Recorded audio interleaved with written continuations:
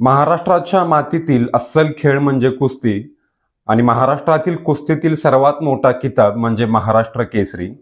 महाराष्ट्र केसरी स्पर्धेचा नेमका इतिहास काय आहे, ही स्पर्धा कधीपासून सुरू झाली, महाराष्ट्र केसरी स्पर्धा किती प्रकारांमध्ये खेळवली जाते, त्याचबरोबर 2026 ची महाराष्ट्र केसरी स्पर्धा कोणी जिंकली, ह्या सर्व गोष्टींची सविस्तर माहिती आपण ह्या व्हिडिओमध्ये पाहणार आहोत.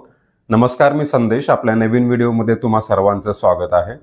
तुम्ही जर चॅनलवरती नवीन असाल तर आत्ताच आपल्या चॅनलला सबस्क्राईब करा, म्हणजे असे माहितीपूर्ण व्हिडिओ तुमच्यापर्यंत पोहोचतील. चला तर मग आपल्या आजच्या व्हिडिओला सुरुवात करूयात.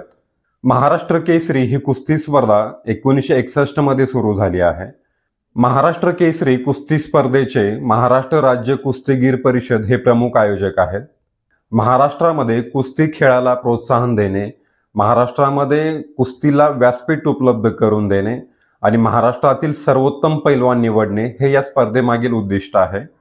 महाराष्ट्रामध्ये कुस्ती हा केवळ खेळ नसून ती एक परंपरा आहे आणि अभिमान देखील आहे.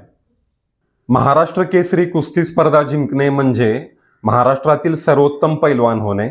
राज्यभरामध्ये मोठी प्रसिद्धी मिळते, त्याचबरोबर सरकारी नोकरीची संधी देखील उपलब्ध होते. तसेच राज्यभरामध्ये चांगली ओळख आणि मानसन्मान देखील मिळतो. त्यामुळे महाराष्ट्रातील प्रत्येक मोठ्या पैलवानाचे हे स्वप्न असते की त्याने महाराष्ट्र केसरी स्पर्धा खेळावी आणि ती जिंकावी. महाराष्ट्र केसरी कुस्ती स्पर्धेमध्ये 2 प्रकार असतात. त्यापैकी पहिला आहे माती कुस्ती.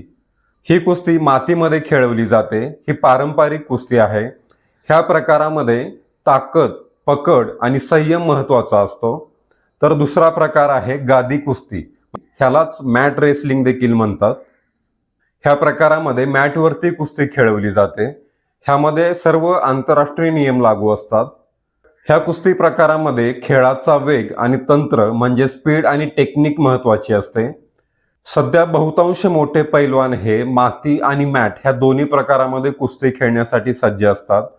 तशा प्रकारची ते तयारी देखील करत असतात. 2026 ची महाराष्ट्र केसरी कुस्ती स्पर्धा नुकतीच पुण्यामध्ये पार पडलेली आहे. 2026 च्या महाराष्ट्र केसरी कुस्ती स्पर्धेमध्ये माती गटातून महेंद्र गायकवाड हे विजयी झाले होते.